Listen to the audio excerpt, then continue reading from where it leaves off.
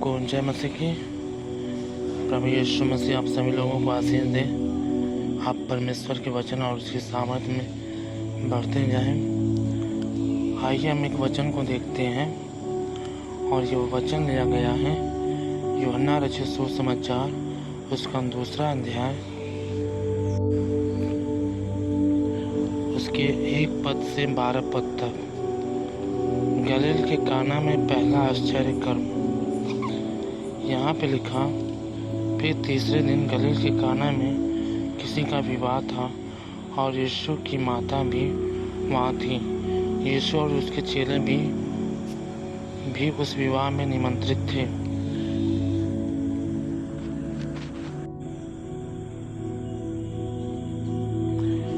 यीशु और उसके चेले भी उस विवाह में निमंत्रित थे।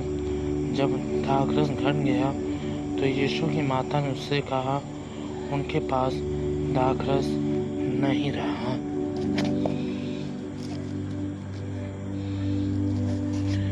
यीशु ने उससे कहा, हे महिला, मुझे तुझसे क्या काम, अभी मेरा समय नहीं आया है। उसकी माता ने सेवकों से कहा, जो कुछ वह तुमसे कहे वही करना।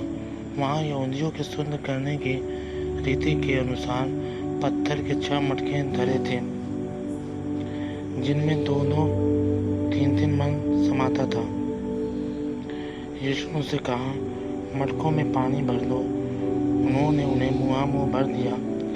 तब उसने उनसे कहा, अब निकाल कर भोज के प्रधान के पास ले जाओ। और वे ले गए। जब भोज के प्रधान ने वह पानी चखा जो दाखरस बन गया था और नहीं जानता था कि वह कहाँ से आया, परंतु जिन सेवकों ने पानी निकाला था वे जानते थे। तो भोज के प्रधान ने दूल्हे को बुलाकर उससे पूछा, हर एक मनुष्य पहले अच्छा दाखरस देता है और जब लोग पीकर छक जाते हैं तब मध्यम देता है, परंतु तूने अच्छा दाखरस अब तक रख छोड़ा है। यीशु ने गलील के काना में अपना यह पहला चिन्ह दिखाकर अपनी महिमा प्रकट की और उसके चेलों ने उस पर विश्वास किया। इसके बाद वह और उसकी माता और उसके भाई और उसके चेले कफरनहूम को गए। वहाँ कुछ दिन रहे। परमेश्वर इस वचन के द्वारा आप सभी लोगों को बहुतायत की आशीष दें। आइए हम वचन के लिए दुआ करते हैं। सर्वशक्तिमान पिता परमेश्वर प्रभु यीशु मसीह, हम आपके पास आते हैं, हम आपसे प्रार्थना करते हैं, धन्यवाद देते हैं पिताजी आपके प्रेम के लिए, आपकी दया के लिए, आपकी करुणा के लिए, इस वचन के लिए प्रभु जी, आपकी पवित्र उपस्थिति के लिए। पवित्र आत्मा जी, आप हमारे साथ रहते हैं, इसके लिए हम आपका धन्यवाद करते हैं। प्रभु जी, जो लोग भी इस वीडियो को देख रहे हैं, सुन रहे हैं प्रभु जी, उनके ऊपर प्रभु जी आपकी आशीष बहुतायत के साथ होती रहे प्रभु जी, और वो आपके वचनों में बढ़ते जाएं और आपके आशीषों में बढ़ते जाएं और उनका जीवन फलवंत हो। मेरे प्रभु, हम आपके नाम से मांगते हैं इस वचन के लिए। ये जो वचन पढ़ा गया है ये आपका है। पवित्र आत्मा परमेश्वर, आप अपनी आत्मा के अनुसार इस वचन के द्वारा आप हमसे बातचीत कीजिए, ताकि जितने भी लोग सुन रहे हैं प्रभु जी, उन तक आपके इस वचन के गहरे भेद पहुंच पाए और वो आपके वचन के गहरे भेदों को समझने पाए और अपने हृदय में धारण करने पाए। हर एक के जीवन में प्रभु जी ये वचन 100 गुना फल लाने वाला हो और उनका जीवन 100 गुना आशीषित हो जाए। यीशु मसीह के नाम में मांगते हैं, आमीन। तो आइए हम इस वचन को देखते हैं। यूहन्ना रचित सुसमाचार उसका 2 अध्याय उसके 1 पद से लेकर 12 पद तक।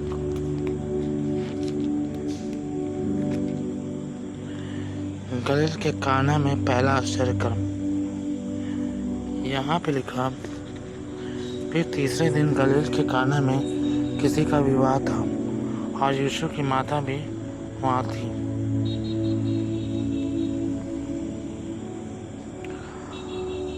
यीशु और उसके चेले भी उस विवाह में निमंत्रित थे। यहाँ पर लिखा, तीसरे दिन गलील के काना में किसी का विवाह था। यहाँ पर यह भी लिखा है कि तीसरे दिन यीशु मसीह कहीं पर थे।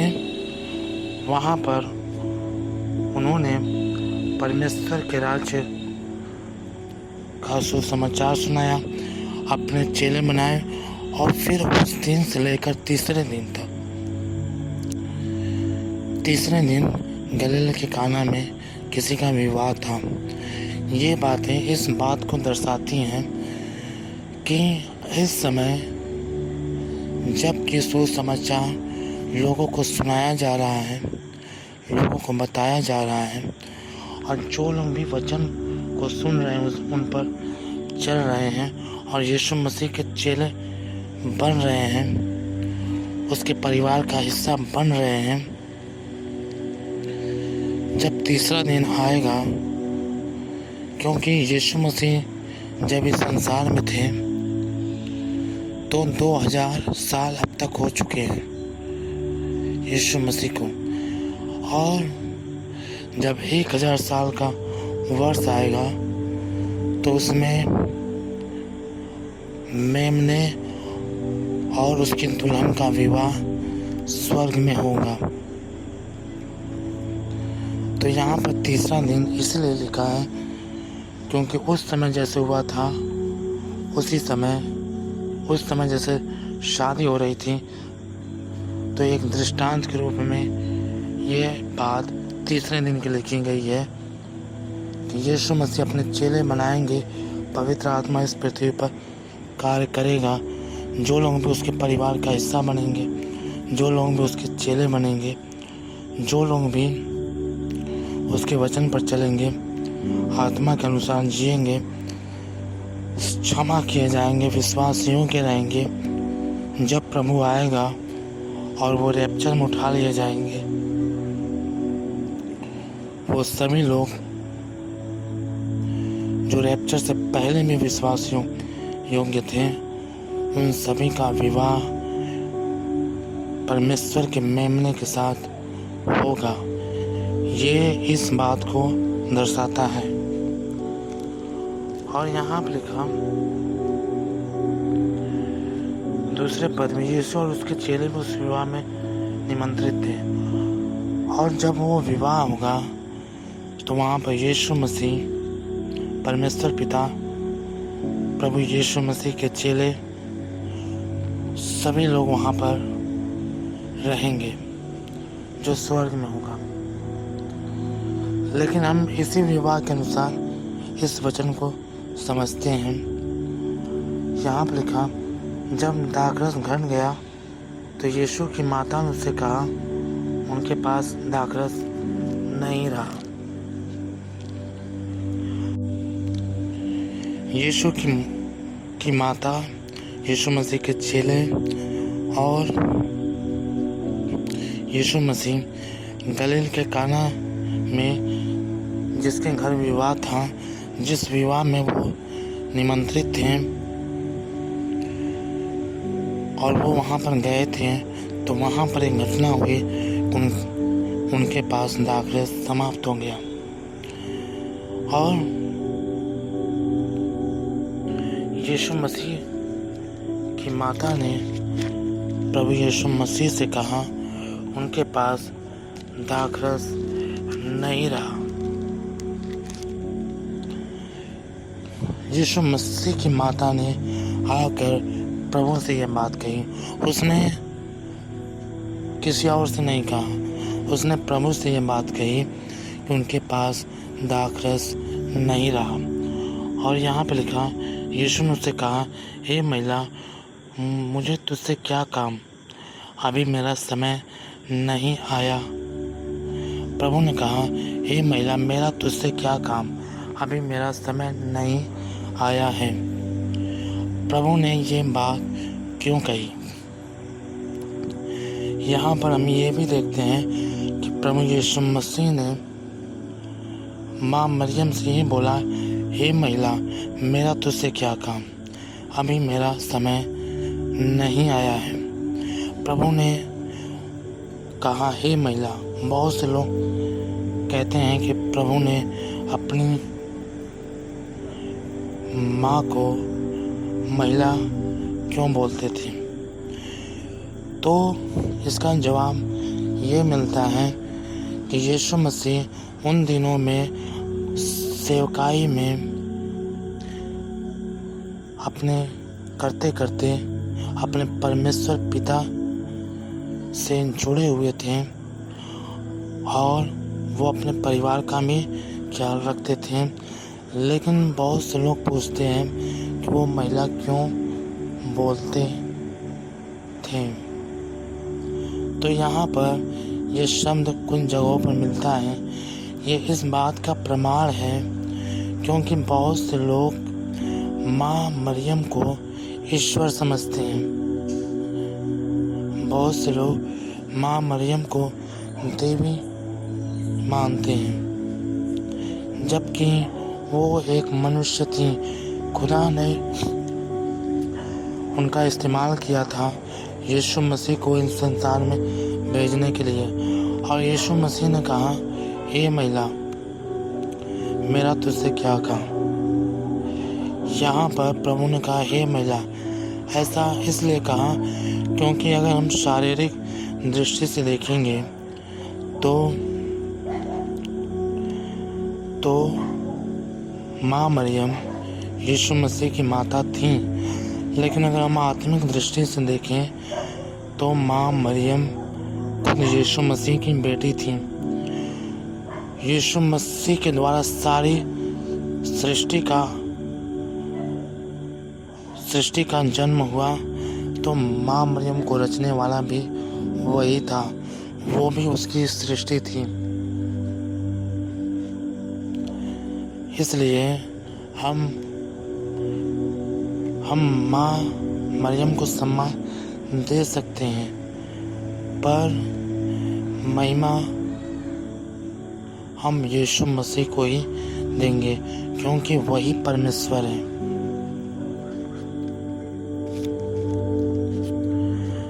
और यहाँ पे लिखा है, यीशु ने उससे कहा, हे महिला, मुझे तुझसे क्या काम। प्रभु ने कहा, मुझे तुझसे क्या काम। प्रभु ने ऐसा क्यों कहा कि मुझे तुझसे क्या काम, अभी मेरा समय नहीं आया है। प्रभु ने कहा, मुझे तुझसे क्या काम, अभी मेरा समय नहीं आया है। यहाँ पर प्रभु ने कहा, मुझे तुझसे क्या काम।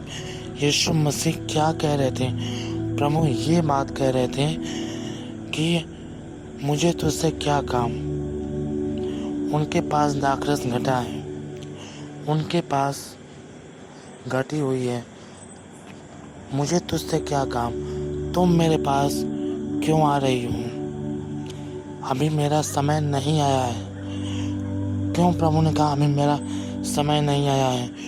क्योंकि जिनके पास दाखरस घटा था वो लोग प्रभु के पास नहीं आए थे, जबकि वो जानते थे कि यीशु मसीह चेले बनाता है, परमेश्वर का कार्य करता है, परमेश्वर उसके साथ रहता है और उसके द्वारा अपने कार्यों को प्रकट करता है।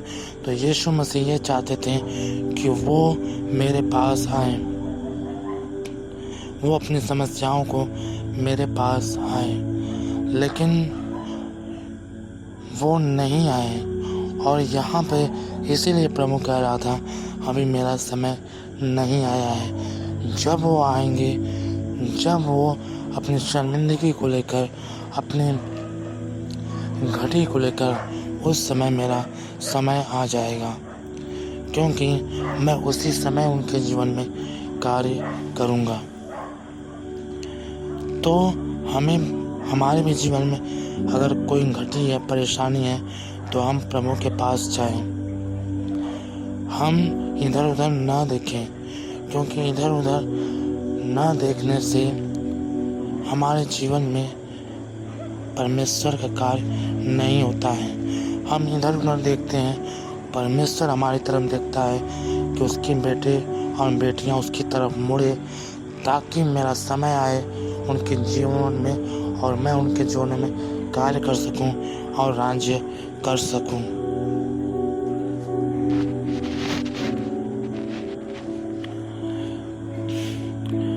और लेकिन उसकी माता ने, यहाँ पर लिखा 5वें पद में, उसकी माता ने सेवकों से कहा, जो कुछ वह तुमसे कहे वही करना, जो कुछ वह तुमसे कहे वही करना। वहाँ पर दाखरस घटा वो लोग नहीं आए, उनके पास घटी थी। यीशु मसीह इंतजार कर रहे थे कि वो मेरे पास आएंगे और मैं उनकी घटी में उनके साथ खड़ा रहूँगा। इसीलिए प्रभु ने कहा था, हे महिला, मेरा तुझसे क्या काम है, अभी मेरा समय नहीं आया है। यीशु मसीह उस समय का इंतजार कर रहे थे कि जब वो लोग उसके पास समर्पित होंगे। लेकिन यहाँ पर यह भी देखने को मिलता है कि माता मरियम ने वहाँ पर पहल की थी।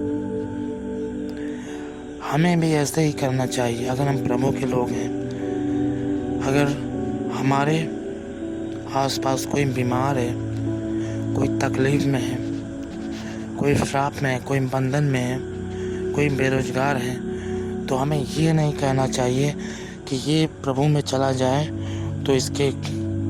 तो प्रभु इसके जीवन में कार्य करेगा।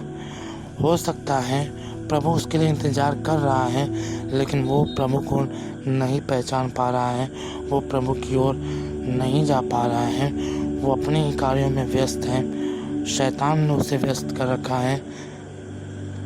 तो उस समय हमारा फर्ज होता है, हमारा कर्तव्य होता है कि हम माँ मरियम की तरह उनकी परेशानियों को लेकर प्रभु के पास जाएं। हमें उस समय ये नहीं कहना है कि ये बंदा अगर प्रभु को मान लेता तो ये छुटकारा पाता, ये आशीष पाता, ये चंगाई पाता, ये नौकरी पाता, ये छुड़ाया जाता। हम तो प्रभु को मानते हैं, ये भी मान लेता तो इसको आशीष मिलती। अगर वो नहीं मान पा रहा है, वो प्रभु के पास नहीं जा पा रहा है, तो माँ मरियम की तरह हम उसके निवेदनों को लेकर, हम उसकी विनतियों को लेकर, हम उसकी समस्याओं को लेकर प्रभु के पास जाएं, ताकि उसके जीवन में कार्य हो। खुदा हमारी प्रार्थना सुने, उसके ऊपर अनुग्रह करे, उसको बचा ले और वो भी प्रभु को जानने पाए। आमीन, हालेलुया। तो हर एक को चाहिए कि वो अपनी कमी घटी में प्रभु के पास जाए, और हमें ये भी चाहिए कि हम दूसरों की समस्याओं को लेकर भी प्रभु के पास जाएं, ताकि उनके जीवन में ब्लेसिंग आए, ताकि उनका जीवन बचाया जाए। हम प्रार्थनाओं में प्रभु के पास जाएं उनकी समस्याओं को लेकर, क्योंकि मरियम एक आत्मिक महिला थी और उन्होंने उस समय वैसा ही किया था। उनके अंदर एक दर्द आया था कि इनके पास तो दाखरस नहीं रहा, इनकी इज्जत का उपहास हो सकता है। तो उन्होंने उससे परेशानी को समझा, वो प्रभु के पास गई। तो हमें भी ऐसा ही करना चाहिए कि हम भी दूसरों की तकलीफ़ों को समझें और उसके लिए प्रार्थना करें, और निरंतर प्रभु के पास उसकी प्रार्थनाओं को भेजते रहें। आमीन। और लिखा है 5वें पद में, उसकी माता ने सेवकों से कहा, जो कुछ वह तुमसे कहे वही करना। वहाँ यहूदियों के शुद्ध करने की रीति के अनुसार पत्थर के 6 मटके धरे थे, जिनमें 2-2, 3-3 मन समाता था। यीशु ने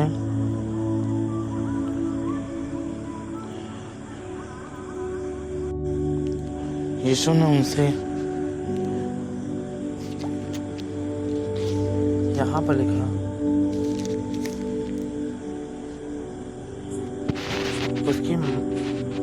यीशु मसीह की माता ने उनसे कहा, जो कुछ वह तुमसे कहे वही करो। और लिखा वहाँ पर पत्थर के 6 मटके धरे थे जिनमें 2-3 मन समाता था। और यहाँ पे ये लिखा है कि वहाँ पर पत्थर के 6 मटके धरे थे। पत्थर के 6 मटके धरे थे जिनमें केवल 6 ही मटके धरे थे जिनमें 2-3 मन समाता था। यीशु ने उनसे कहा, मटकों में पानी भर दो। वहाँ पर पत्थर के 6 मटके धरे थे जिनमें 2-3 मन समाता था, यानी कि लगभग 100-150 लीटर पानी आ जाता था। 150-200 लीटर पानी आ जाता था। इतने बड़े बड़े मटके धरे थे। और वहाँ पर उस समय के जो मटके होते थे उनमें पानी भरने के लिए लोग कुएं से पानी निकालते थे। बहुत ही मेहनत करनी पड़ती थी और तब जाकर वो भरते थे। आज के समय के जैसा नहीं कि एक बार भर दो तो भर दिया जाएगा। वो लोग जाते थे, कुएं से पानी निकालते थे और ला कर भरते थे। उसमें बहुत समय लगता था। और यहाँ पर लिखा कि वहाँ पर पत्थर के 6 मटके धरे थे। ये 6 संख्या क्या दर्शाती है कि प्रभु ने मनुष्य को 6वें दिन बनाया था। ये 6 मटके मनुष्य को दर्शाते हैं। और पत्थर के इसलिए क्योंकि प्रभु ने कहा, मैं तुम्हारे अंदर से पत्थर का हृदय निकाल कर मांस का हृदय दूंगा। और यहाँ पे पत्थर और 6 मनुष्य को दर्शाते हैं, क्योंकि मनुष्य पाप कर करके उसका हृदय पत्थर की तरह हो गया है, जो प्रभु के पास नहीं जाता। और यीशु मसीह उसके मन को परिवर्तन करने के लिए आया, उसके हृदय को परिवर्तन करने के लिए आया, उसके जीवन को बदलने के लिए आया। यही इस सुसमाचार में दिखाया गया है। और वहाँ पर यहूदियों की रीति के अनुसार पत्थर के 6 मटके धरे थे। प्रभु ने कहा, मटकों में पानी भर दो। प्रभु ने उनसे कहा, मटकों में पानी भर दो। और उन्होंने उसे मुँह भर दिया। तब उसने उनसे कहा, अब निकाल कर भोज के प्रधान के पास ले जाओ। और वे ले गए। जब भोज के प्रधान ने वह पानी चखा जो दाखरस बन गया था और नहीं जानता था कि वह कहाँ से आया, परंतु जिन सेवकों ने पानी निकाला था वे जानते थे। भोज के प्रधान ने दूल्हे को बुलाकर उससे कहा, हर एक मनुष्य पहले अच्छा दाखरस देता है और जब लोग पीकर छक जाते हैं तब मध्यम देता है, परंतु तूने अच्छा दाखरस अब तक रख छोड़ा है। यीशु ने गलील के काना में अपना यह पहला चिन्ह दिखाकर अपनी महिमा प्रकट की और उसके चेलों ने उस पर विश्वास किया। इसके बाद वह और उसकी माता और उसके भाई और उसके चेले कफरनहूम को गए। यहाँ पर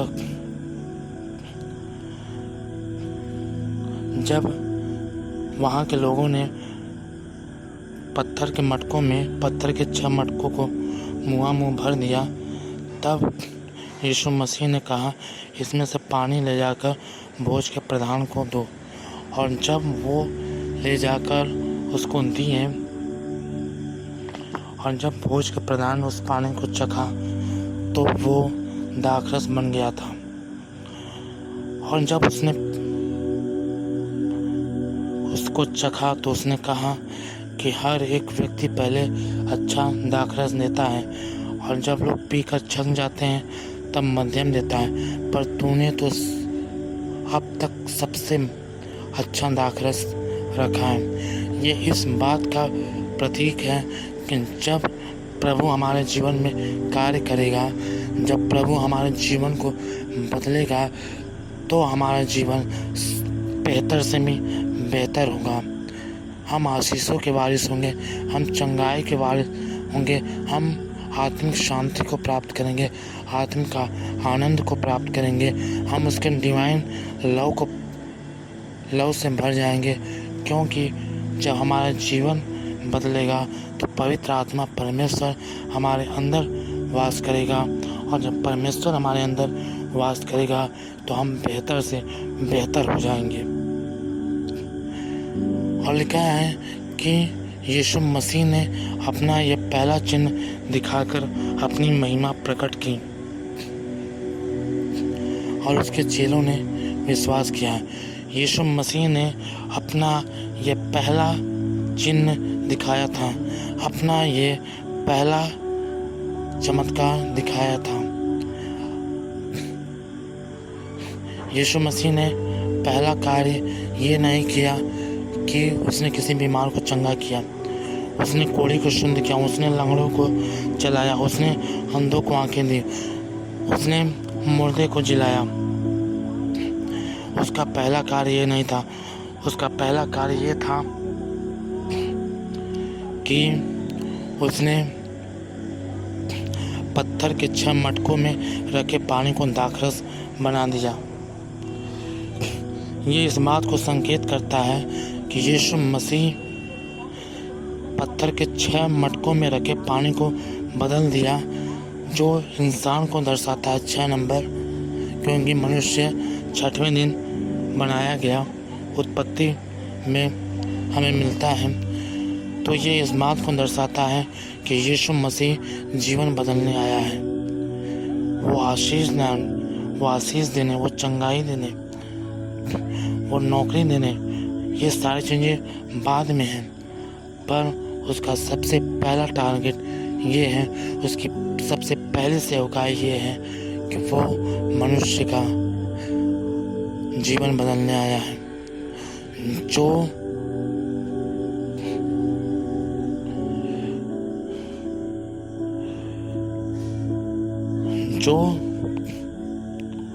पाप में पड़े हुए हैं उनको पाप से निकालकर उन्हें पवित्रता की ओर लेकर जाने आया है।